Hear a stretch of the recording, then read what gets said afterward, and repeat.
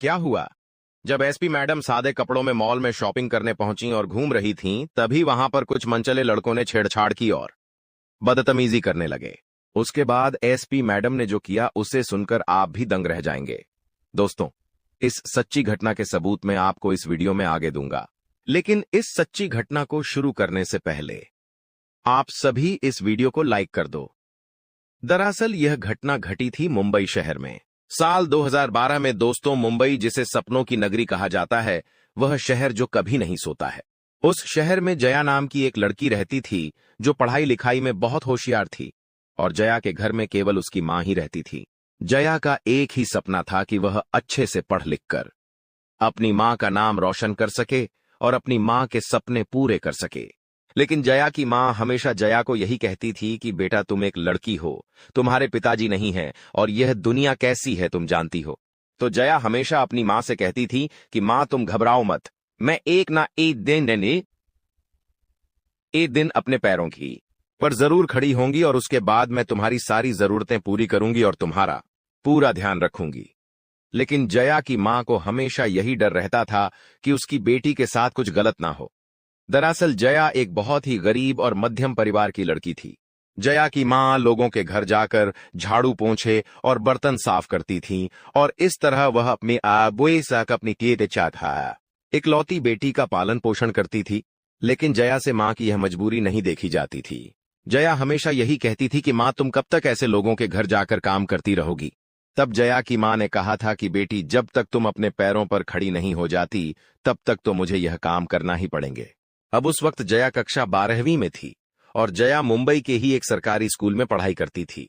दोस्तों, जया की मां हमेशा जया से कहती थी कि बेटी, तुम तो पराया धन हो, एक दिन तुम शादी करके इस घर से चली जाओगी, तब मेरा क्या होगा।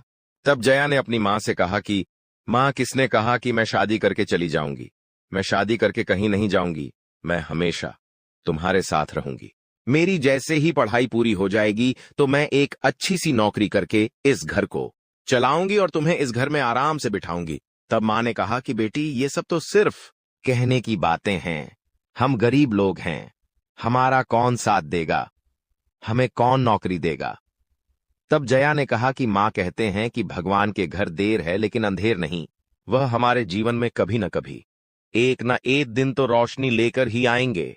अब जया की मां को डर हमेशा यही रहता था कि जवान बेटी है, और मुंबई शहर कोई साधारण शहर नहीं है। आए दिन उस शहर में कुछ न कुछ अपराध होते ही रहते थे। तो एक मां के होते और घर में एक जवान बेटी के होते, हमेशा जया की मां से यही डर रहता था। दोस्तों, वक्त धीरे धीरे आगे बढ़ता गया और जया ने एमकॉम की पढ़ाई कंप्लीट कर ली थी और उसे एक अच्छे से ऑफिस में नौकरी मिल गई थी। जब जया ने यह खुशखबरी जाकर अपनी मां को दी तो मां बहुत खुश हुई। लेकिन मां के मन में डर अभी भी यही था कि मेरी बेटी जवान है और उसके साथ कुछ गलत न हो। लेकिन जया की मां को यह पता नहीं था कि जो वह सोच रही है वह कहीं सच न हो जाए। दोस्तों, इसलिए कहते हैं कि इंसान को हमेशा अच्छा ही सोचना चाहिए। अब धीरे धीरे वक्त आगे बढ़ता गया और जया अपनी नौकरी से बहुत खुश थी। नई नई नौकरी मिली थी तो वह हमेशा अपनी मां को कभी कुछ बाहर खिलाने ले जाती थी, कभी मां के लिए नई साड़ी लेकर आ रही है। तो इस तरह मां और बेटी दोनों बहुत खुश थे। एक दिन जया की जिंदगी में ऐसा दिन आया था, उसके बाद उस दिन से जया की मां की रातों की नींदें उड़ गई थीं। दरअसल एक दिन जया जब ऑफिस से घर आ रही थी तो आधी रात हो चुकी थी, और ऑफिस से बाहर निकलते ही वह एक ऑटो रिक्शा में बैठकर घर जा रही थी तो उस ऑटो रिक्शा का टायर पंक्चर हो गया था। तो उस ऑटो रिक्शा वाले ने जया को आधे रास्ते में ही उतार दिया। अब जया घबरा रही थी क्योंकि रात का समय था और वह एक गली से गुजर रही थी, और वह गली पूरी तरह से सुनसान थी। तो उस गली कुछ लड़के खड़े हुए थे। अब जया घबरा रही थी लेकिन वहां से वह आगे चली गई थी। दोस्तों, उस दिन तो खुदा ना खांसता जया के साथ कुछ नहीं हुआ। उसके बाद जया दूसरे दिन रविवार का दिन था और जया ने कहा कि चलो मां, आज हम इतने काबिल बन गए कि हम कहीं घूम के आ सकते हैं और हमारी जरूरत की चीजें पूरी भी कर सकते हैं। तब जया ने अपनी मां से कहा कि चलो मां, हम पास के मॉल में जाते हैं और वहां से कुछ जरूरत की चीजें खरीद कर लाते हैं। तब मां ने कहा कि बेटी, अच्छी बात है, तुम कमाने लग गई हो, लेकिन इतना खर्चा करना ठीक नहीं है। जब से तुम कमाने लगी हो तुम बहुत ज्यादा खर्चा कर रही हो। तब जया ने मां से कहा कि मां, मैं कमा किसकी ले रही हूं, तुम्हारे लिए ही कमा रही हूं ना। अगर मैं तुम्हारी जरूरत की चीजें नहीं ला सकूं तो फिर मेरा एक कमाना किस काम का। तब मां और जया दोनों पास के एक मॉल में पहुंचे। अब दोस्तों, जया दरअसल उस वक्त 22 साल की थी और जवान लड़की थी। जब वह मॉल में पहुंची तो उस मॉल में कुछ मनचले लड़के भी घूम रहे थे और वह मनचले लड़के जया को घूर घूर कर देख रहे थे। अब यह चीज जया की मां ने भी देख ली और जया की मां कहने लगी कि बेटी, इस मॉल से चलो, क्योंकि मुझे यहां पर कुछ ठीक नहीं लग रहा है। तब जया ने कहा कि क्या हुआ मां, कुछ बात हुई है क्या? तो जया की मां ने जया से कहा कि बेटी देखो, वो लड़के कब से घूर रहे हैं और गलत नजर डाल रहे हैं। तब जया ने कहा कि मां, ऐसा कुछ नहीं है, उन्हें देखने दो, हम अपना काम करते हैं। चलो हम अपने घर की जरूरत की चीजें खरीदते हैं। तब जया और उसकी मां वहां से आगे निकल गई, लेकिन वो जो लड़के थे वह जया का पीछा कर रहे थे और इस बात से जया भी घबरा रही थी। तब जया उस मॉल से बाहर तो निकल गई, लेकिन दोनों मां और बेटी बहुत डर रही थीं, घबरा रही थीं। तब उस वक्त जब जया उस मॉल से घर जा रही थी तो रास्ते में अंजलि वर्मा नाम की एक एसपी साहिबा अपनी ड्यूटी कर रही थी। तो जया ने सोचा कि क्यों ना मैं उन लड़कों की कंप्लेन एसपी मैडम से करूं। तो जब जया एसपी मैडम की गाड़ी के पास पहुंची तो एसपी मैडम उस गाड़ी में बैठकर वड़ा पाव खा रही थी। जया ने कहा कि मैडम सुनिए तो। अंजलि वर्मा नाम की जो एसपी मैडम थी, उन्होंने कहा कि हाँ बोलिए। तो जया ने कहा कि मैडम, जब मैं अपनी मां के साथ अंधेरी के मॉल में घूम रही थी तो वहां पर कुछ लड़के मुझे घूर रहे थे और मेरे ऊपर अपनी गलत निगाहें डाल रहे थे। जब एसपी मैडम ने यह सुना तो एसपी मैडम ने जया से कहा कि बताओ वह कौन सा मॉल है और क्या तुम उन्हें पहचान सकती हो? तब जया ने कहा कि हाँ मैडम, मैं पहचान सकती हूं। तब एसपी मैडम ने बोला कि चलो तुम मेरे साथ चलो और उन लड़कों की पहचान करना। जब एसपी मैडम ने जया को साथ चलने को कहा तो जया ने कहा कि मैडम आप यहीं रुकिए, मैं अपनी मां को घर छोड़कर आती हूं, उसके बाद हम दोनों चलेंगे। अब जो एसपी मैडम थी वो बहुत ईमानदार थी और वह ऐसी महिला थी जो महिलाओं के प्रति जो भी अपराध हो रहे हैं, जो भी क्राइम हो रहे हैं, उन्हें बर्दाश्त नहीं कर पाती, क्योंकि अंजलि वर्मा की एक बेटी भी थी। अब दोस्तों, जया और एसपी मैडम जब उस मॉल में पहुंचे तो लड़के वहां से जा चुके थे। जया और एसपी मैडम ने बहुत ढूंढने का प्रयास भी किया, लेकिन वह लड़के नहीं मिले। तब एसपी मैडम ने कहा कि बताओ बेटा, कहां हैं वो लड़के जो तुम्हें छेड़ रहे थे? तब जया ने कहा कि पता नहीं मैडम, वो कब से यहीं पर घूम रहे थे, शायद वो कहीं चले गए हैं। अब एसपी मैडम वहां पर पूछताछ तो कर रही थी, लेकिन एसपी मैडम को इतनी कुछ जानकारी हालांकि नहीं मिली। अब दूसरे दिन हुआ यह था कि जब जया रात को ऑफिस से घर आ रही थी तो उस रास्ते में वही लड़के मिले जो जया के साथ मॉल में छेड़छाड़ कर रहे थे और जया को अकेला देख रात को भी वह लड़के सीटी बजाकर जया को छेड़ रहे थे और जया बहुत घबराई हुई थी। लेकिन उसने यह बात अपने घर जाकर मां को नहीं बताई, क्योंकि अगर जया मां को बता देती तो उसकी मां भी बहुत टेंशन मिलने लगती और हो सकता कि शायद उसकी मां जया की नौकरी छुड़वा दे। अब जया ने यह बात किसी से शेयर ना करके अंजलि वर्मा नाम की एसपी मैडम से ही यह बात शेयर की तो एसपी मैडम और भी घबरा गई और एसपी मैडम का गुस्सा और भी खोलने लगा। तब जया ने कहा कि मैडम, ये वही लड़के थे जिन्होंने मॉल में मेरे साथ छेड़छाड़ की थी। अब दोस्तों, एसपी मैडम का गुस्सा तो 7वें आसमान पर था। जया ने कहा कि मैडम, वो लड़के कॉलेज के हैं और वो 12 से 8 बजे तक मॉल में घूमते हैं। तब एसपी मैडम ने दिमाग लगाया और एसपी मैडम ने उन लड़कों को सबूत के साथ पकड़ने का फैसला लिया।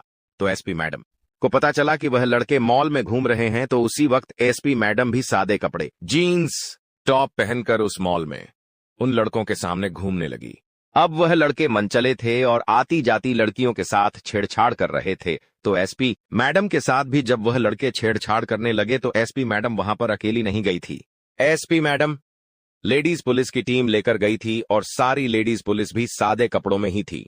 जब वह लड़के एसपी मैडम के साथ छेड़छाड़ कर रहे थे तो जो दूसरी महिला पुलिस अधिकारी थी वह वीडियो बना रही थी और जैसे ही दूसरी महिला पुलिस अधिकारी ने वीडियो बनाने की बात एसपी मैडम से जाकर कही कि मैडम, हमने उन लड़कों की वीडियो बना ली है, तो एसपी मैडम उन लड़कों के सामने जाकर खड़ी हो गई। अब वह लड़के एसपी मैडम से बोलने लगे कि ओए होए, तुम कौन हो, तुम्हारा नाम क्या है और कब से तुम हमें देख रही हो, आखिर क्या चाहती हो?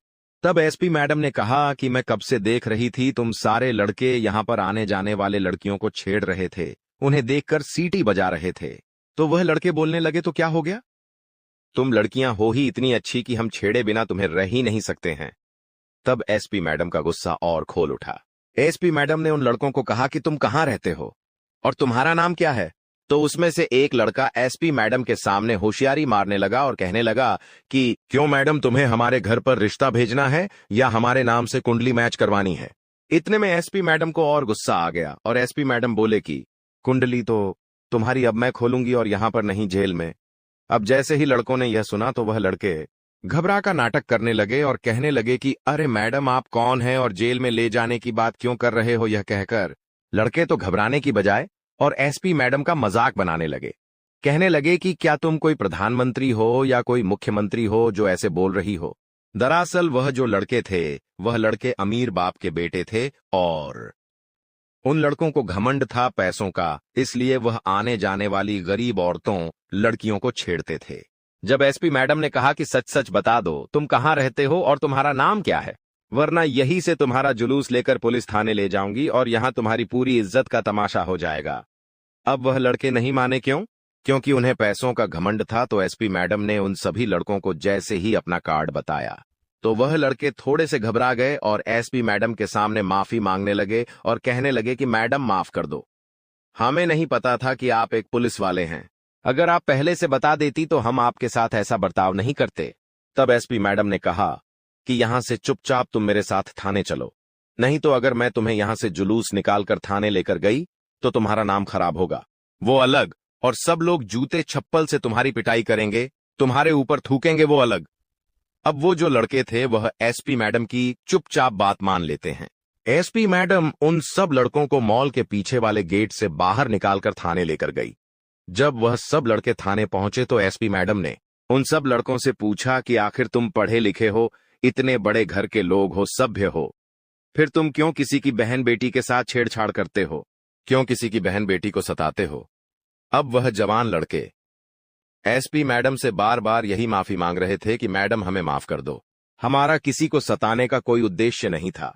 लेकिन एसपी मैडम समझ गई थी कि ये लातों के भूत हैं और बातों से नहीं मानेंगे।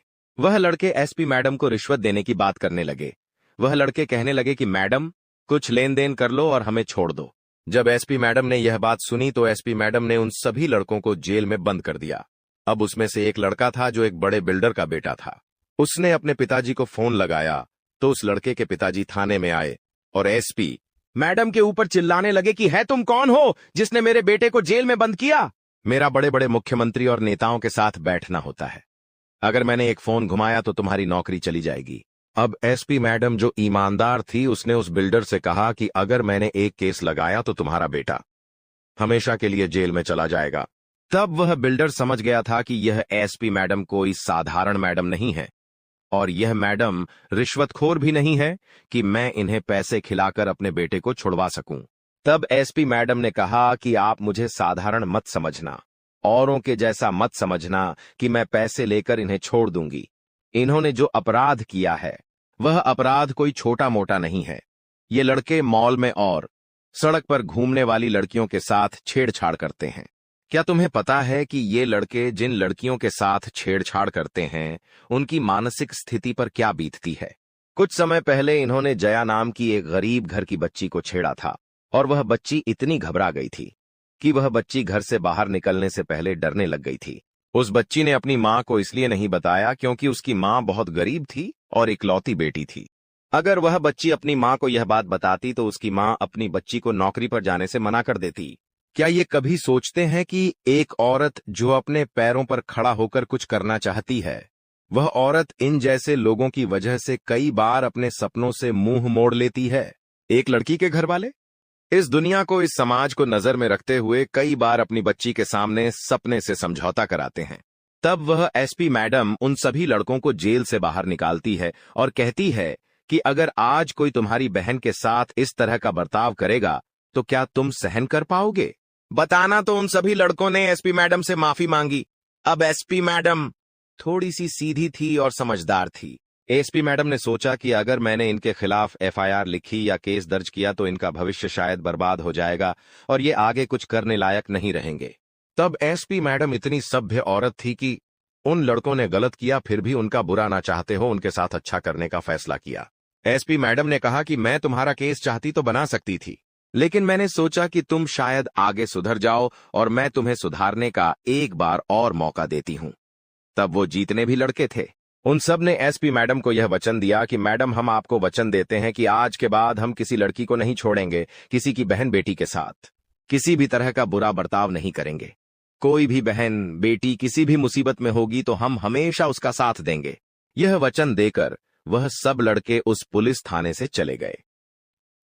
अब दोस्तों, एसपी मैडम ने उन सब लड़कों को माफ कर दिया था और जो बिल्डर वहां पर आया था उसने भी एसपी मैडम का बहुत बहुत धन्यवाद दिया और माफी मांगी कि मैडम मुझे माफ कर दो, जो मैंने आपको रिश्वत देने की कोशिश की। आप तो इतनी अच्छी है, आपने मेरे बेटे को कुछ नहीं किया। तब एसपी मैम ने कहा कि मैं भी एक इंसान हूं, मैं भी समझती हूं कि किसी के बेटे के साथ बुरा ना हो और किसी की बहन के साथ भी बुरा ना हो, क्योंकि चाहे लड़का हो चाहे लड़की हो, अगर किसी के बेटे या बेटी के साथ बुरा होता है तो मुझे बहुत बुरा लगता है, क्योंकि मेरी भी एक बेटी है। यह सब सुनकर बिल्डर भी थोड़ा सा मायूस हुआ। उसने एसपी से माफी मांगी और बिल्डर भी वहां से चला गया। तो दोस्तों, आप सबको यह घटना कैसे लगी, आप हमें कमेंट बॉक्स में अवश्य बताएं।